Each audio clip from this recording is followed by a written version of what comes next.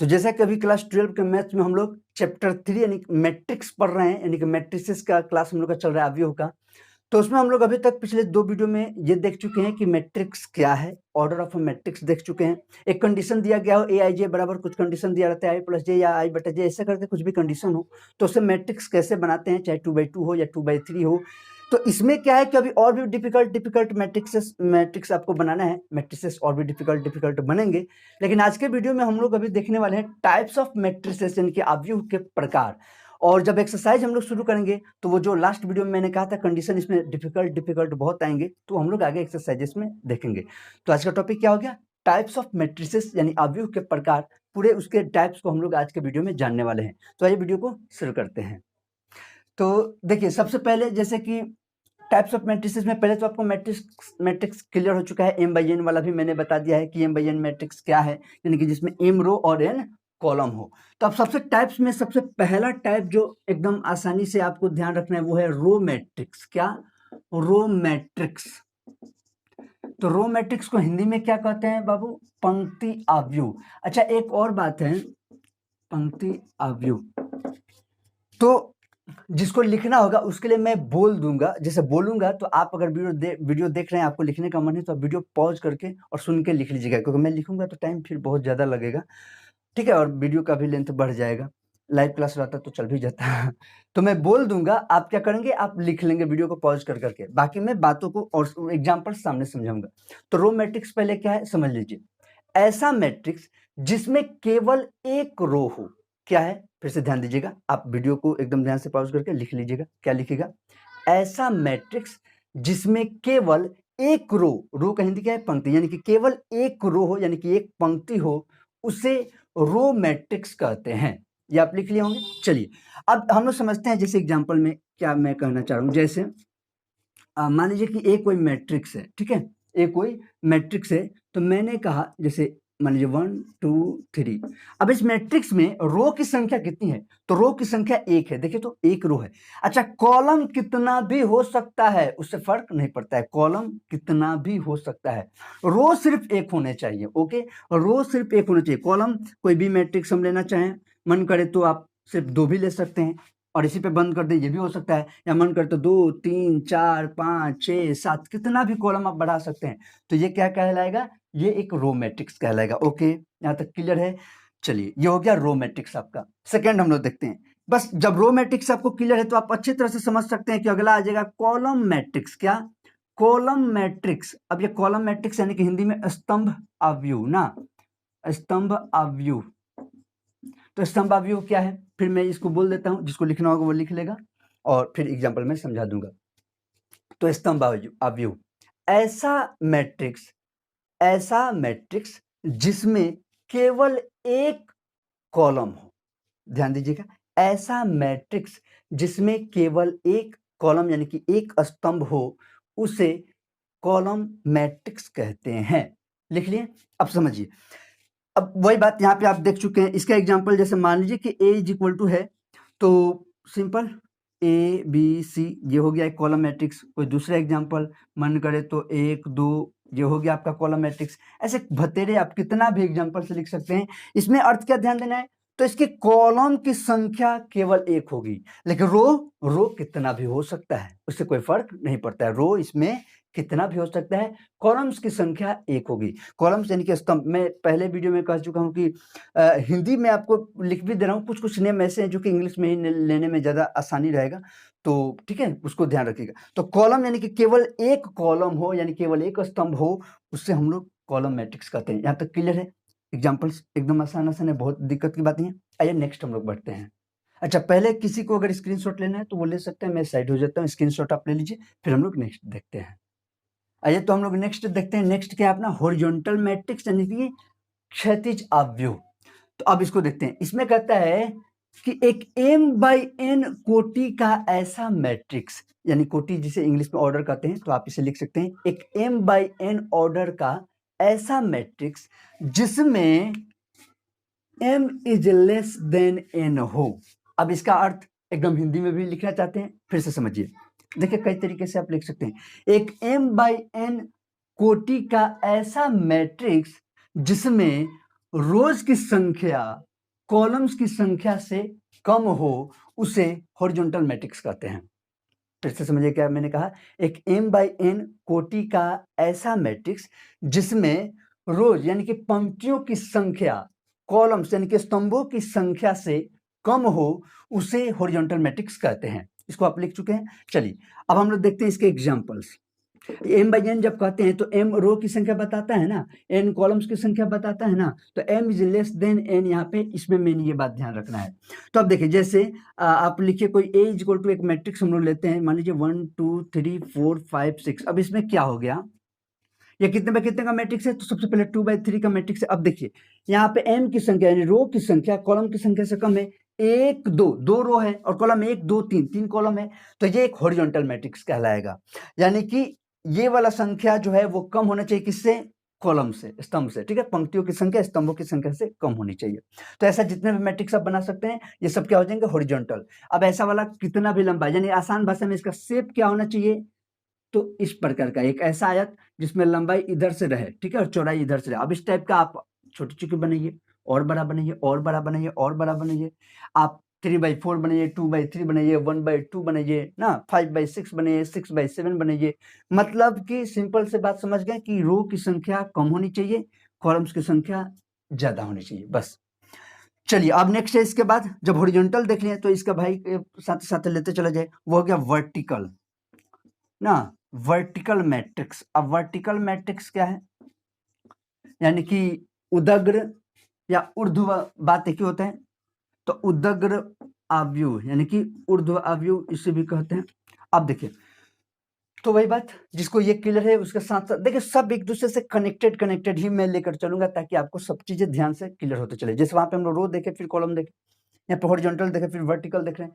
अब इसमें कहता है एक m/n कोटि का ऐसा मैट्रिक्स जिसके पंक्तियों की संख्या स्तंभों की संख्या से अधिक हो। यहाँ पे क्या था, कम था, अब यहाँ पे अधिक हो जाएगा। फिर से समझिए, एक m/n कोटि का ऐसा मैट्रिक्स जिसके रोज यानी कि पंक्तियों की संख्या कॉलम्स यानी कि स्तंभों की संख्या से अधिक हो, उसे हम क्या कह देंगे, वर्टिकल मैट्रिक्स। यानी कि इसमें जो m/n कोटि का आप m/n ऑर्डर का मैट्रिक्स जो ले रहे हैं, तो इसमें क्या रहना है, तो m is greater than n, यानी कि रोज की संख्या ज्यादा होनी चाहिए कॉलम्स की संख्या, यानी कि number of rows is greater than number of columns. ठीक है, बस हो गया। इसी पे वो क्या हो जाएगा, वर्टिकल हो जाएगा। जैसे एग्जांपल में यहाँ पे लिख के दिखा देता हूँ, इसी बात को पलट दीजिए ना, नीचे दिख रहा होगा कि नहीं दिख रहा, अगर नहीं दिख रहा है तो मैं यहाँ पे कहीं लिख देता हूँ। देखिए दिख रहा होगा, वैसे मैं हल्का सा नीचे कर देता हूँ, ठीक है, थोड़ा सा नीचे, क्योंकि मुझे ऐसा लग रहा है कि आपको नहीं दिखाई दे रहा होगा, ठीक है, एडजस्ट करना है। देखिए हो गया। अब यहाँ पे हो जाएगा 1 2 3 4 5 6, हो गया, ये वर्टिकल मैट्रिक्स हो गया। कोई और ले लीजिए, b इज इक्वल टू आपकी मर्जी 1 2 3 4 5 6, और लेना है कुछ, ये तो सेमी चीज हो गया, और कुछ बढ़ा दीजिए यहाँ पे 3 5 6, और मैं एक बढ़ा देता हूँ 1 0 5। अब हो गया। चलिए अब ये कैसा हो गया, 4/3 हो गया। ये क्या हो गया, 3/2 हो गया। ये क्या हो गया, 4/3 मैंने ले लिया। मतलब कि क्या है कि वर्टिकल, यानी कि ये जो पहले रो है, देखिए वर्टिकल होने के लिए क्या होगा, रो को ज्यादा होना होगा ना, यानी कि शेप इसका कैसे जा रहा है, तो कुछ इस प्रकार से शेप इसका जाएगा, ठीक है। अब वो जैसे भी हो, बस ये ध्यान रखें, ये वाला थोड़ा लंबा होना चाहिए और ये वाला कम होना चाहिए। इसके तुलना में ये साइड ज्यादा लंबा होना चाहिए। तो ये साइड कब लंबा होगा, तो जब रोज की संख्या ज्यादा होंगी। तो देखिए यहाँ पे 4 रो है तो 3 कॉलम, यहाँ पे देखिए 3 रो है तो 2 कॉलम। इस तरीके से जितने भी हो जाएंगे वो सभी क्या कहलाएंगे, वर्टिकल मैट्रिक्स कहलाएंगे। ओके, जिसको भी इसका स्क्रीनशॉट लेना है ले लीजिए। वैसे ये दिख रहा होगा, फिर भी मैं बोल दिया हूँ तो सुन के भी लिख ही सकते हैं। आगे हम लोग बढ़ते हैं, स्क्रीनशॉट जिसको लेना है ले लीजिए।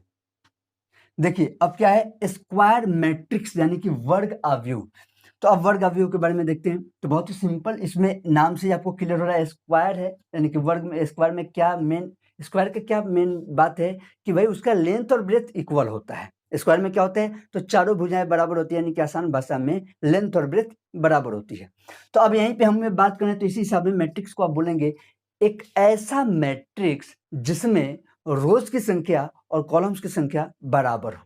क्या, एक ऐसा मैट्रिक्स जिसमें रोज यानी कि पंक्तियों की संख्या, कॉलम्स यानी कि स्तंभों की संख्या आपस में बराबर हो, उनकी संख्याएं जो वो बराबर हो, उसे हम क्या कहेंगे, स्क्वायर मैट्रिक्स कहेंगे। यानी कि ये क्या कर रहा है, नंबर ऑफ रोज, अगर मैं इसको लिख दूं, is equal to number of columns.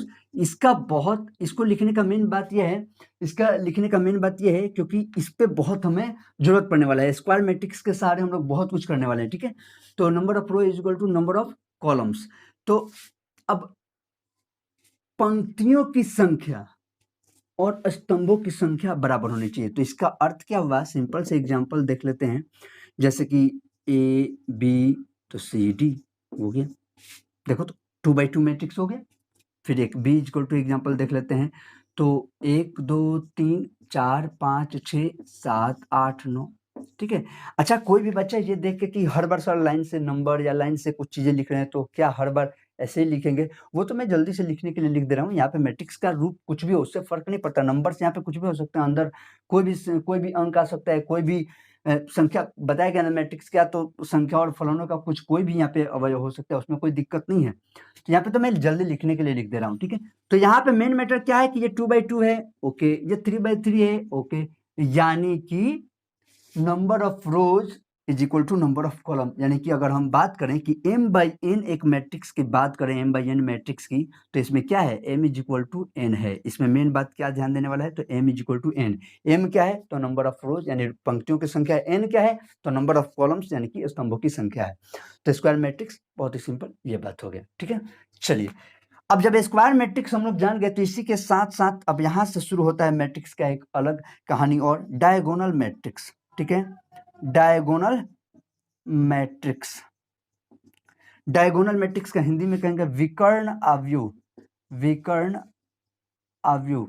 अच्छा, विकर्ण सबसे पहले तो विकर्ण आपको ध्यान होगा, जैसे कि कोई भी एक हम मान लीजिए कि एक रेक्टेंगल लें, तो जैसे ये और ये विकर्ण होते थे, ऐसे होते थे ना, जो ये इसको हम लोग क्या कहते हैं, डायगोनल कहते हैं, इस तरह से।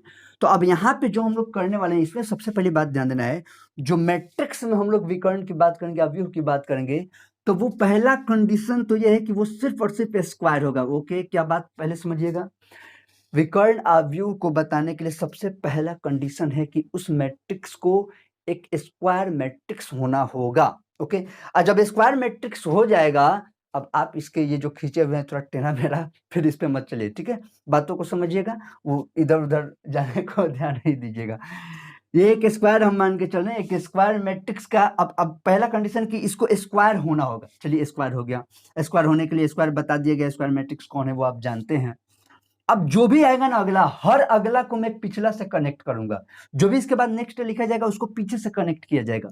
स्क्वायर से डायगोनल को कनेक्ट किया जा रहा है, तो डायगोनल होने के लिए सबसे पहला कंडीशन कि उसे स्क्वायर होना होगा।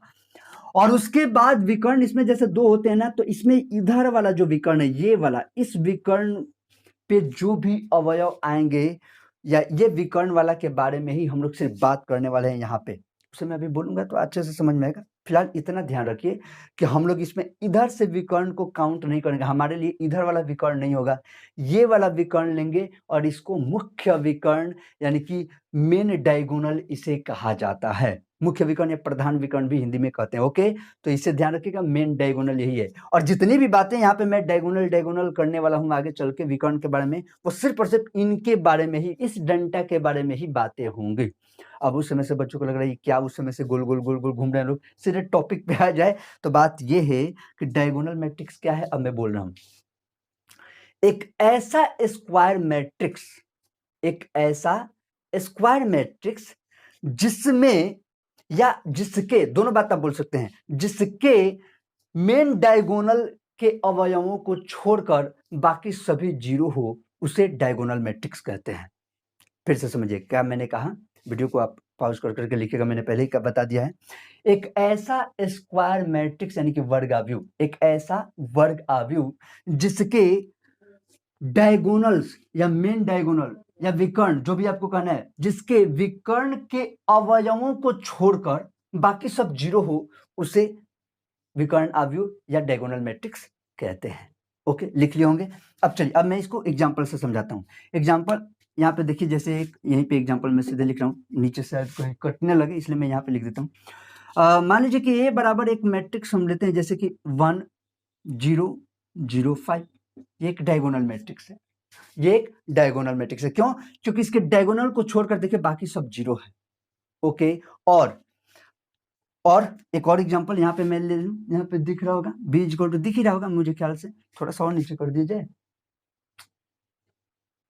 थोड़ा सा ये दिक्कत है, ठीक है। b इक्वल टू, अब देखिए यहाँ पे मैं और थोड़ा सा आगे बढ़ा रहा हूँ, जैसे यहाँ पे मान लीजिए कि 5 है, 0 0 0 3 0 0 0, मान लीजिए कि यहाँ पे 7 या कुछ भी हो सकता है, कोई भी नंबर हो सकता है, उससे कोई दिक्कत नहीं है। तो देखो ये क्या है, ये दोनों के दोनों डायगोनल मैट्रिक्स हैं। क्यों? इसके मेन डायगोनल के अवयव, मेन डायगोनल्स के एलिमेंट्स को छोड़कर बाकी सब जीरो है। तो ये क्या हो गया, डायगोनल मैट्रिक्स। यहाँ तक क्लियर है? डायगोनल मैट्रिक्स में कोई भी दिक्कत नहीं होगा। अच्छा, कोई भी चीज में, कोई भी टॉपिक में जहां भी ज्यादा डाउट रहेगा ना, आप नीचे कमेंट्स में बताइएगा, अगले वीडियो में मैं उसको कवर कर दूंगा, ठीक है। मैं ऐसा मान के चला हूँ कि कोई बच्चा पूरा ध्यान से पढ़ रहा है, मैं उसी के हिसाब में चीजों को बनाते जा रहा हूँ, ठीक है। और वीडियो पार्ट वाइज पार्ट ऐसे ही आते जाएगा। तो चलिए, अब हम लोग जिसको स्क्रीनशॉट लेना है स्क्रीनशॉट ले लीजिए, फिर हम लोग आगे बढ़ते हैं। चलिए अब हम लोग आगे बढ़ते हैं। तो नेक्स्ट जो टाइप है अपना, टाइप्स ऑफ मैट्रिक्स में अभी हम लोग डायगोनल देख लिए। अब हम लोग देखेंगे स्केलर मैट्रिक्स। स्केलर मैट्रिक्स, क्या? स्केलर मैट्रिक्स यानी कि इसका हिंदी क्या हो गया, अदिश आव्यूह। अदिश आव्यूह। मैंने कहा था कि जब भी हम लोग आगे बढ़ते चलेंगे तो सबको मैं पिछले से कनेक्ट करते चलूंगा। अब यहाँ पे देखिए, इसका जब डेफिनेशन आप बताएंगे तो यहाँ पे दो तरीके से बताने को, और भी आगे तरीके बताए जाएंगे। फिलहाल दो तरीके से अच्छे से आप बता सकते हैं, इसको तीन तरीके से भी लिखवाया जाता है, पर यहाँ पे अब सब नहीं, यहाँ पे मैं मेन बता देता हूँ, ध्यान दीजिए। पहला, सबसे पहला तो एकदम आसानी से, एक ऐसा डायगोनल मैट्रिक्स, क्या? ध्यान से सुनिएगा, एक ऐसा डायगोनल मैट्रिक्स, जिसे हिंदी में लिखना है विकर्ण अवयव लिखेगा, एक ऐसा विकर्ण अवयव जिसके विकर्ण के अवयव समान हो, उसे स्केलर मैट्रिक्स कहते हैं, यानी कि अदिश अवयव कहते हैं। एक ऐसा अदिश अवयव, सॉरी, एक ऐसा डायगोनल मैट्रिक्स यानी कि एक ऐसा विकर्ण अवयव जिसके विकर्ण के अवयव समान हो, उसे अदिश अवयव कहते हैं। फिर इसको दूसरे तरीके से समझिए, एक ऐसा स्क्वायर मैट्रिक्स, अब स्क्वायर से कनेक्ट करके मैं समझा रहा हूं, ठीक है। ये मैं क्यों धीरे धीरे बोल रहा हूं, मैंने कहा ना कि आप लिख रहे होंगे, मैं ऐसा मान के चल रहा हूं, आप वीडियो पॉज करके लिख लीजिएगा। एक ऐसा स्क्वायर मैट्रिक्स जिसके डायगोनल के अवयव समान हो तथा उनके या उनको छोड़कर बाकी सभी अवयव शून्य हो। फिर से, एक ऐसा स्क्वायर मैट्रिक्स जिसके डायगोनल्स के अवयव समान हैं तथा उनको छोड़कर बाकी सभी अवयव शून्य हो, उसे स्केलर मैट्रिक्स यानी कि अदिश अवयव कहते हैं। ओके, बात क्लियर है? नेक्स्ट, अब इसका एग्जांपल समझिए, हम लोग एग्जांपल समझते हैं। एग्जांपल क्या है, a इज इक्वल टू, हम देखो जो बातें मैं, आप भी समझ रहे, जो बोल के मैं लिखवा दे रहा हूं, उसको अगर मैं लिखूंगा तो टाइम आपका कितना बढ़ जाएगा, ठीक है। a इज इक्वल टू, अब मेरा भी वीडियो अपलोड करने में प्रॉब्लम होगा फिलहाल। चलिए, a इज इक्वल टू, अब यहाँ पे मैंने कहा कि डायगोनल्स के एलिमेंट्स इक्वल होने चाहिए। अब कोई बच्चा पहले कहे कि सर आप पहले वाला जो डेफिनेशन बोले थे कि एक ऐसा डायगोनल मैट्रिक्स जिसके अवयव समान हो, बाकी सब उसे, या बाकी सब जीरो, तो आप बोले नहीं थे, सिर्फ कह देते जिसके अवयव समान हो उसे अदिश अवयव कहें। बिल्कुल, क्योंकि डायगोनल का जब डेफिनेशन दिया गया था उसी समय बता दिया गया था डायगोनल्स में क्या होगा, उसके डायगोनल्स को छोड़कर बाकी सब जीरो होना है। तो जब मैं यहाँ पे उसको डायगोनल पहले ही घोषित कर दिया तो मुझे जीरो बताने की जरूरत है ही नहीं। तो इसलिए मैंने कहा था, जैसे अब कोई भी एग्जाम्पल मैं ले लेता हूँ, पहले मैंने क्या कहा था, एक ऐसा डायगोनल मैट्रिक्स, तो डायगोनल कहते ही ये दोनों जीरो बाय डिफॉल्ट हो गया ना, वो तो डेफिनेशन में था, जिसके डायगोनल के अवयव समान है। देखो 5 5, जैसे b इज इक्वल टू, मान लीजिए 3 0 0 0 3 0 0 0 3, ये क्या हो गया, ये सभी स्केलर मैट्रिक्स के एग्जाम्पल्स हैं, अदिश अवयव के एग्जाम्पल्स हैं। ओके, ये क्या है, अदिश अवयव के एग्जाम्पल्स हैं, ध्यान दीजिएगा। अब इसी से कनेक्टेड हमारा नेक्स्ट मैट्रिक्स आ रहा है, उसको भी हम लोग देख लेते हैं। इसको पहले आप अच्छे से समझ गए, इसमें मैंने स्क्वायर से भी कनेक्ट करके बताया, इसको मैंने स्क्वायर से भी कनेक्ट करके बताया, इसको मैंने डायगोनल से भी कनेक्ट करके बताया, ठीक है।